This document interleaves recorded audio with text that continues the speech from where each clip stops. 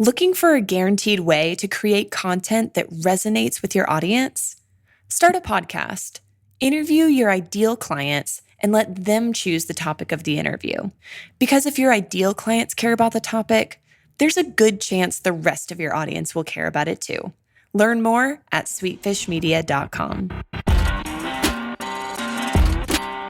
You're listening to B2B Growth, a daily podcast for B2B leaders. We've interviewed names you've probably heard before, like Gary Vaynerchuk and Simon Sinek, but you've probably never heard from the majority of our guests. That's because the bulk of our interviews aren't with professional speakers and authors. Most of our guests are in the trenches leading sales and marketing teams. They're implementing strategy. They're experimenting with tactics. They're building the fastest growing B2B companies in the world. My name is James Carberry. I'm the founder of Sweetfish Media, a podcast agency for B2B brands, and I'm also one of the co-hosts of this show. When we're not interviewing sales and marketing leaders, you'll hear stories from behind the scenes of our own business. We'll share the ups and downs of our journey as we attempt to take over the world. Just kidding. Well, maybe. Let's get into the show.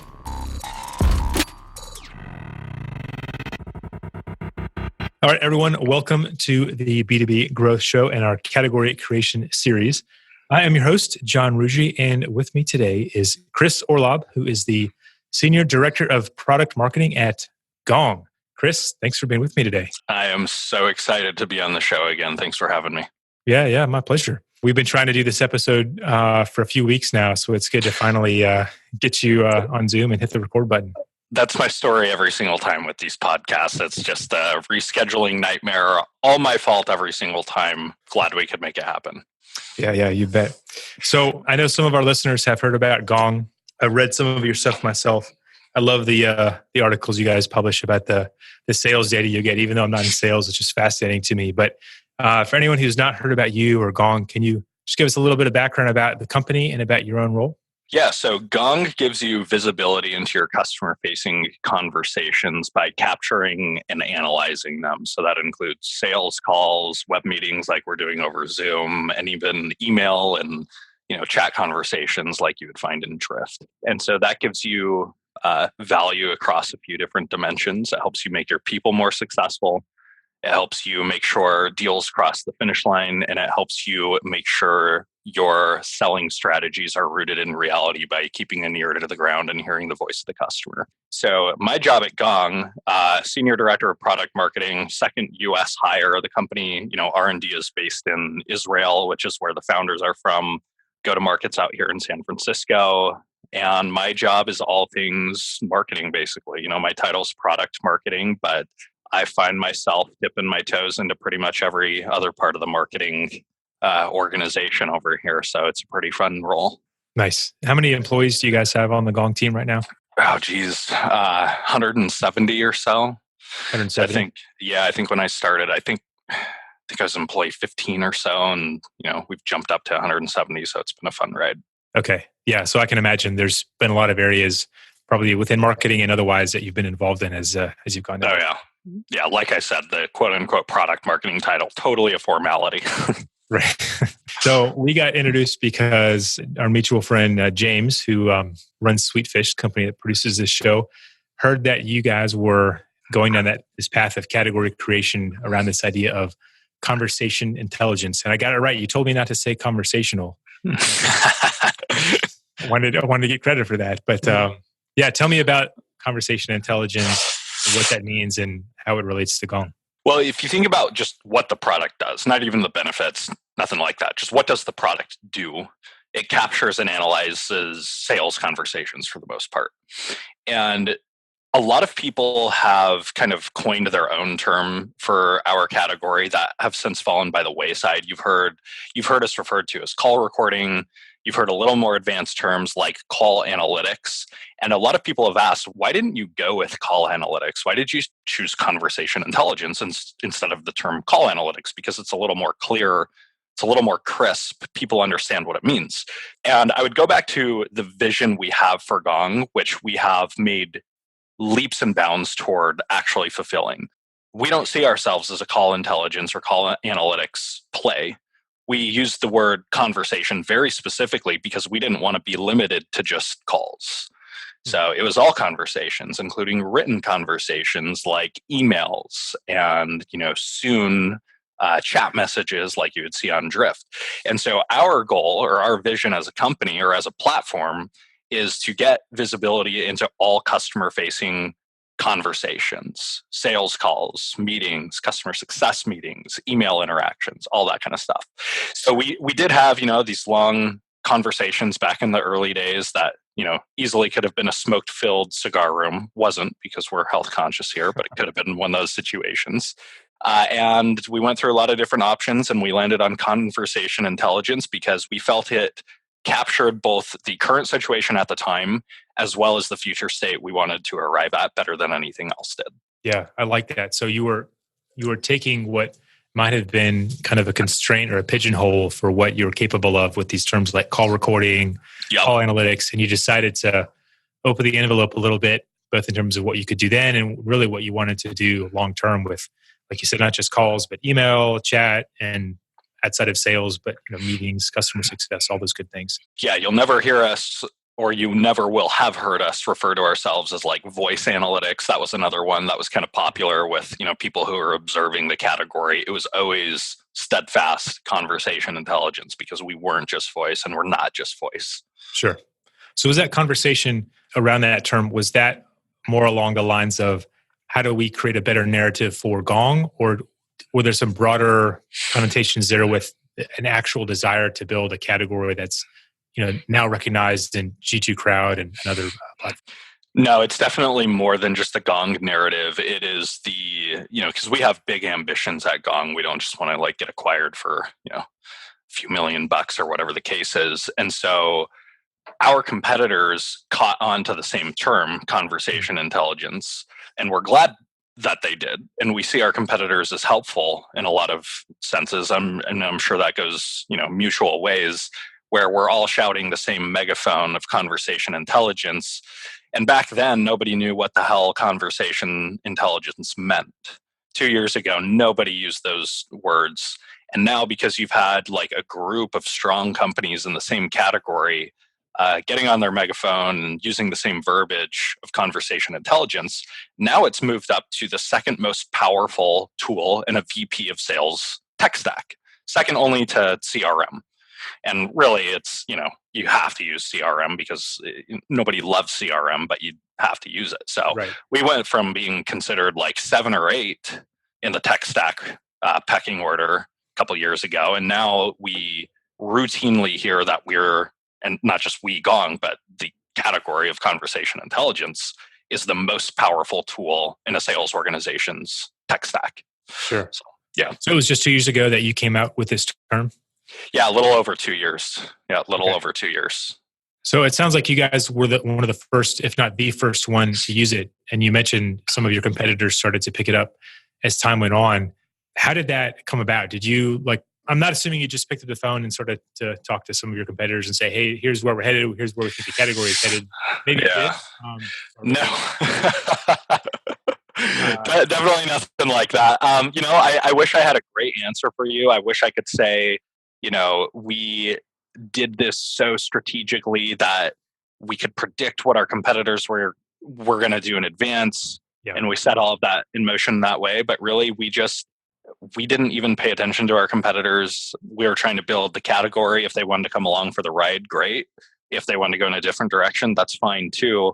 We just used words that we felt best captured, Gong, our vision, and we knew other companies were going to join that vision in a competitive way. Yeah. I think that's an important point because you didn't just arbitrarily decide, hey, we're going to go build this new category because we think that's cool or we've seen other companies do that. You really felt like it was the appropriate narrative for you because that was so fitting for kind of where that space was headed. Other companies saw that and thought that it made sense for them to adopt similar language, even if they, or the same language, even if they weren't the ones to come out with the term themselves. Yeah, because they're, to some extent, and it's a good idea, companies that are second and third in a category, while they make significantly less wealth than the market leader over the long term, it's still a lot easier for them to catch some of the momentum that the market leader is doing.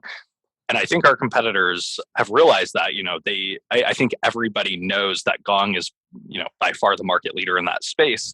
And I think they kind of realized it too, and they're fine with that. And they just realized, if we're going to build a successful company, we probably want to ride that wake rather than try to create new words for the category that is ultimately the same thing and just, beat our head against the wall and deal with that friction and end up going ultimately nowhere with that category creation effort. Sure. Yeah. Once there's a critical mass of people talking about that category and looking for it and seeing that it's a solution they need, there's less and less value in trying to go against that momentum and create your own wave. So that makes a lot of sense. Yep. So sites like, I know G2 Crowd has a category for conversation intelligence. I haven't looked at some of the others yet, but what was that process like in terms of getting them to create that? Was that effort you guys went through? Yeah, that actually was an intentional effort. And G2 Crowd's really the only quote unquote analyst firm that we've worked with in our category creation efforts, because I think eventually we will come across the path of, more formal analysts. But we haven't gotten to that point in our category creation journey yet. The reason we haven't is, you got to start with your audience. Do VPs of sales, especially in our current audience, refer to Gartner and Serious Decisions when they're making purchasing decisions? No, they don't. At least in our space, they don't. What do they refer to when making purchasing decisions, though? They refer to G2 Crowd. We heard G2 Crowd coming up over and over and over. And so we started the concentrated effort to build a strong presence on G2 Crowd within months of us recognizing that pattern. Lots of reviews, lots of very strong reviews. And G2 Crowd didn't really know where to lump us. So they lumped us into this category called sales coaching and onboarding software. Well, we don't see our only value prop or even our strongest value prop as sales coaching. And there's also a lot of non-competitive tools and even categories within the sales coaching and onboarding space that have nothing to do with conversation intelligence. So it was this kind of mess of a quadrant that they put together. So it just took straight persistence to get them to agree to building a conversation intelligence space. And that's something our VP of marketing, Udi Lettergore, led beautifully. It was just meeting after meeting with their research directors and the people who were involved in that, of us making the case that, look, it's not just Gong. You've got several other companies in this space. You have customers ranking it as their number one tool. You have the market adopting the language of customer or conversation intelligence. If you want to serve your mission at G2 Crowd as helping people make the best purchasing decisions possible, you'll unpack this from sales coaching and onboarding software because it needs to be unpacked. And it took us a long time, but they eventually agreed to it. And, now we got that nice little grid. Yeah. Yeah. Well, I like how you mentioned how the market was starting to use that term, because that's to me, that's where a category becomes real. And from others I've interviewed in this series, that seems to be like, it's not so much about whether G2 Crowd or Gartner or whoever puts a space in their platform for the category. That is nice, but what really matters is when people start talking about it and becomes part of their everyday language. Yeah, and we really turned the corner on that once we released the omnichannel features of Gong. Like when we went beyond voice and web meetings and we released email capabilities, because then they couldn't use the terms anymore that they used to use. They're like, well, it's not call recording, it's not voice analytics. And they go on our website or wherever they found it, and they're like, oh, they call it conversation intelligence. That better captures what Gong does. And that's really where we turn the corner on the market adopting that language. Yeah. Well, I've spent some time with their team myself, and I think of all the review platforms, they tend to be one of the more progressive and willing to kind of reflect most quickly what the market is already talking about. Yep. That's been my experience as well. Yeah. I want to shift gears a little bit because we talked about building this category externally. I'll ask you about it with your customers in a little bit, but I think just an important part of building a category is getting your own team to understand why you're going through that, what it means, how it's going to affect the roles, how it affects the sales pitch. And then with investors too, they'd be considered an internal audience. And of course, you want them along for the ride so they can continue to sell that dream. So can you tell me what kinds of things you guys did that worked well to bring your team on board with that new positioning? Yeah, I don't think it's complicated. I think it's hard. I think it's all in the execution, but it's definitely not complicated. We go through why conversation intelligence training when we onboard new people. Mm-hmm. And then honestly, that's a good hour session with me.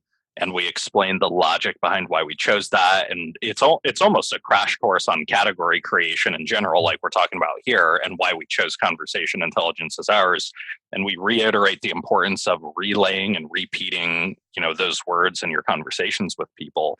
And there's not much more to it than that. We put it in our key communication materials to kind of emphasize internally to our team that that's what we're called. It's plastered on the hero section of our website. It's at the very top of our data sheet. You'll never hear anybody internally. I think, okay, so there actually is, I'm coming to my own realizations here as I'm talking out loud. I think a big part of it is having a category creation culture.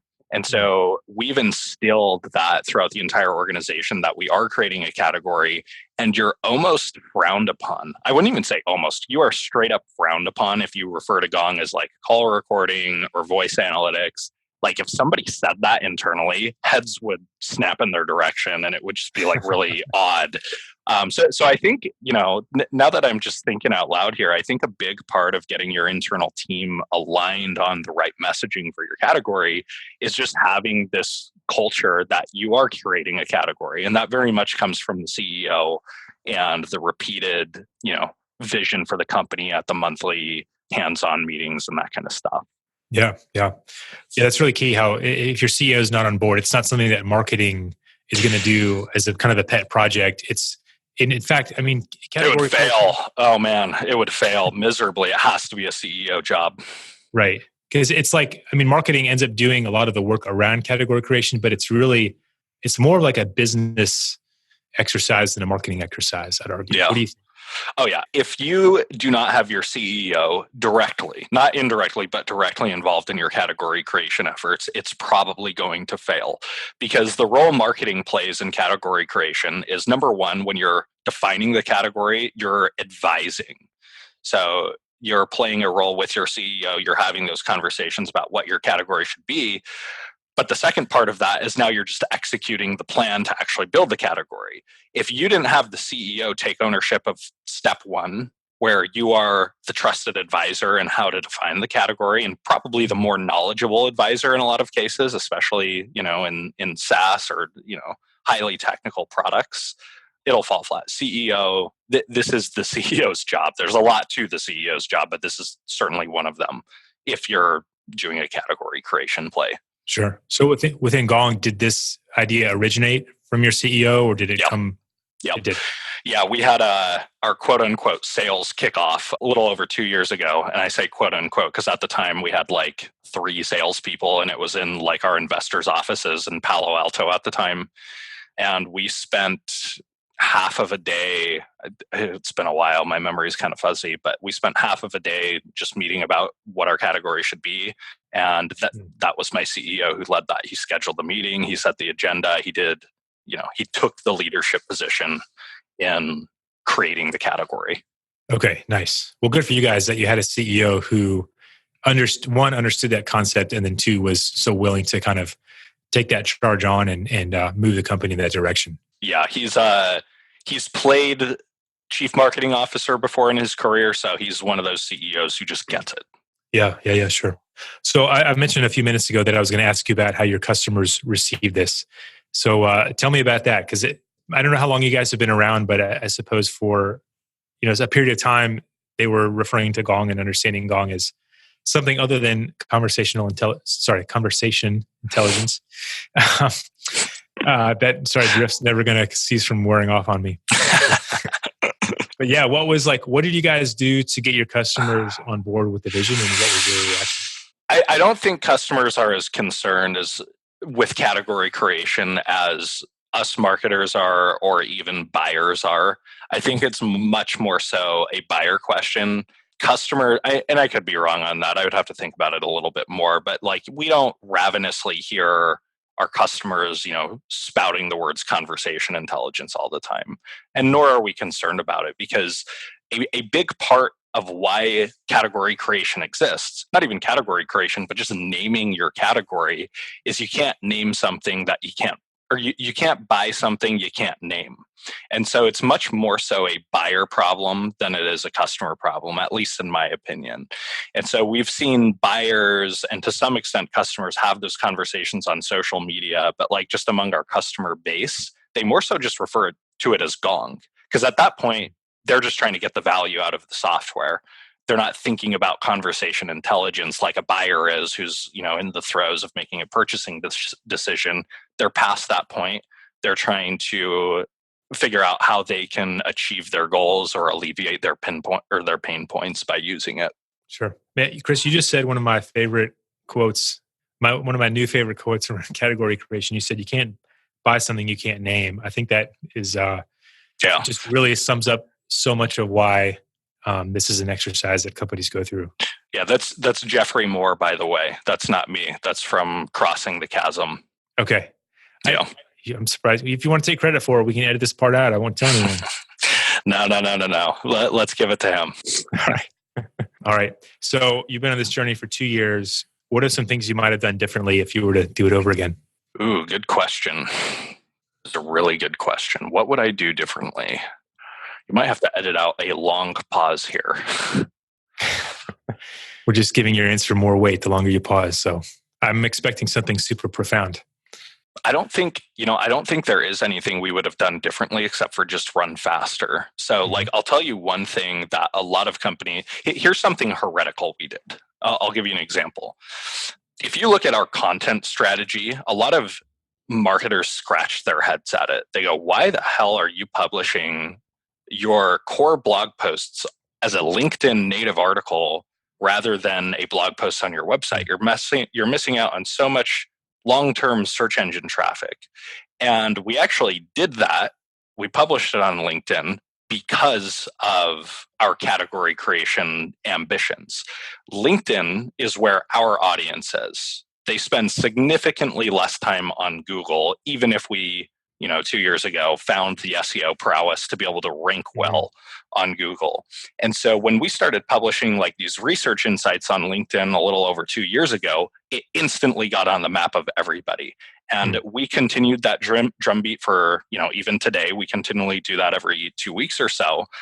That is a big part of how we created our category, because we could just, those blog posts so got into the awareness of our audience so much faster than they would have than if we primarily published them on our own blog. And so the reason I bring that up is I don't feel like most marketers would do that. I feel like they would have these category creation conversations, but when push came to shove and they're, really concerned about organic traffic or something, they're going to build their audience on their own, blog. And somebody else is going to race right by them who is willing to leave the tactical objective on the table, at least for now, and instead pursue the strategic objective of pursuing a category. So I know that's not the answer to the question you asked, but I think it illustrates something we did well and something we did right and something I think we should have done even more aggressively, especially in the first year. Yeah. Well, if I said that the takeaway was, if you're going down in category creation, then maybe think twice about whether best practices, quote unquote, best practices apply to you. Yep. And is there something else that you need to do differently given where you're trying to head? Exactly. Yeah. Do you publish, I can't remember, do you publish them under your profile or is it under the Gong business? Well, you can't write LinkedIn native profile or articles under corporate profiles. So it's under mine. But that's another reason for us to, that's another minor tactic within that scheme is I have a pretty big audience with sales leaders on LinkedIn. And so instead of focusing, at least at the time, instead of focusing on our, Gong profile audience, the goal was to get these articles as much exposure to a relevant audience as we possibly could so that the category is now on people's mind. And so we're going to give it to somebody who has that audience already built in and just boom, boom, boom, continue that drumbeat over 2 years. And eventually you wake up to a completely different life and you've got a category created. Yeah. And we're not done by any means, but we're certainly on our... Right. Yeah, that totally makes sense because I'm not, personally, I wouldn't be a buyer for Gong, but I had come, like I mentioned earlier in our conversation, I'd come across your articles. I guess we connected at some point, or someone I was connected with was commenting on your articles, and I just found the content fascinating. And I'm sure I've commented or liked on a few of them, which doesn't give you any direct business, but it's like legitimizing what you're doing and exposing what you're doing to a broader audience. And I haven't looked at the numbers, and I don't know how much traffic your blog gets, but it sounds like you've gotten just so much more traffic through that approach than just kind of the standard way of putting it on your blog and sending it out to your email list. Well, if you think about positioning, your job is to lodge your positioning into the mind of your buyer. Positioning isn't about getting, organic traffic. It's not about getting MQLs. It is a mental thing that happens to your buyers that you need to take the lead on, and it's not measurable. You can't measure how much you've quote unquote infected your audience with your positioning. And so that's why we did what we did, at least for the first while. Measurement was a big headache for us, but we were willing to live with that because we knew the psychological effect we were having on our audience was powerful, even though we couldn't say, hey, log into Google Analytics and see our organic search traffic going up 10% month over month. Yeah, that's right. I think that's a key point is sometimes you have to be willing to do things, especially when it comes to branding and developing a position in the market that you can't be measured directly, or at least very accurately. I remember I've talked to a couple of guys on the HubSpot team, and they've been telling me how when they first started talking about inbound marketing, it was just like yelling into a void, and they knew that if they did it long enough, people would listen, pay attention, and start to use it. But you can't measure that very easily, no, especially early on. Yep. All right, Chris. So one last question for you. I know everyone's got different resources they like to refer to when it comes to learning new things. And I'm curious, what has kind of equipped you as you've gone through category creation? Are there people, are there books, other companies you follow? What do you look to when it comes to learning about category creation and category design? I think there are a couple categories I would refer to. So the first one is looking at other companies and the playbooks they've executed, like Gainsight's a great example. Drift is a great example. The second one is definitely books, though. So I'll throw off, kind of a list of books that have been highly influential in how I think about category creation. The first one, and these are not in order, is from a guy who's been on your show in this series. I think it's called Play Bigger by Christopher Lochhead. Play Bigger. One that I think the most influential one on me, this one, I will say that with certainty, is called Marketing High Technology. I think it was written in like the 80s by a sales and marketing leader at Intel. And I mean, just the first chapter of that book is worth its weight in gold, where he says the goal of marketing is to drive your product into a commanding leadership position within a defensible market segment. So you think about that against the modern marketer, and it makes them seem very tactical. It's like, my purpose in life is to drive, again, organic blog traffic. And I have nothing against that stuff. I keep shitting on organic blog traffic, but it's just a good example as a backdrop. Nothing wrong with that. It's needed, but the purpose of marketing is to drive your product into a commanding leadership position, which is typically minimum 20 to 25% market share within a defensible or discrete market segment. So Marketing High Technology, a couple other, the Al Reese and Jack Trout series, Positioning, 22 Immutable Laws of Marketing, especially the latter there. That one's really powerful for category creation. Crossing the Chasm by Jeffrey Moore. Sure. That one's really strong. And then, I think that's I think that's like my list of, category creation 101. You read those and you'll be well equipped to create a category, so long as you have, experience to go with your book smarts. Yeah. I haven't checked out Marketing High Technology, but I want to look into it. No one has, man. It is my best kept secret. I've read it like 3 or 4 times, and it's an oldie but goodie. It's timeless. Yeah, I've got a couple other books that were written in the 80s or 90s about technology, and I just think it's fascinating to look at how businesses built positions like really before digital marketing came about. Because, like you said, look, it's so easy to get kind of overwhelmed with like the tactics and like the latest smart tech stack, all of which can be tremendously valuable, but sometimes it's easy to lose the forest for the trees. Well, you think about that book and like that premise that I laid out for it, which is the goal of marketing is to drive your product into a commanding market leadership position. Now you unpack the strategies to get there, and there might be more than this, but there are really two options. You can either segment your market and become the leader within a niche, which you've seen a lot of CRM companies do, despite Salesforce.com being gigantic. You see like niche CRMs, and that works for them. Or you can go create a category. Either way, you've got to own a commanding leadership position in either a broad market or a segmented market. It's got to be, you've got to own leadership. And you can either create a category to do it, or you can niche down on something. And you just named the second book by Christopher Lockhead in the process, Niche Down. Yep. Yeah. All right. Well, those are good words to end on, Chris. Thanks so much for your advice today. If one of our listeners wants to get in touch with you, I know you're going to say LinkedIn, but what are the other ways to reach out? LinkedIn's the big one, man. Email for me is a black hole these days. Not even a black hole. It's just like I ruthlessly delete things that are like not from my boss or customers. I mean, you know that. We were trying to schedule this forever, I feel like, and it took me a while to like recognize your name and that I've talked with you via text message. So LinkedIn's the big one. Just search Chris Orlob, ORLOB as in boy, and connect with me. And if you write a note that you heard me on this podcast, I'll accept your connection. Good stuff, Chris. Well, thanks so much for being on the show today. It was a real pleasure. Yeah, thank you. It was fun. All right, take care. Okay, well, that's it for this category creation episode of the B2B Growth Show.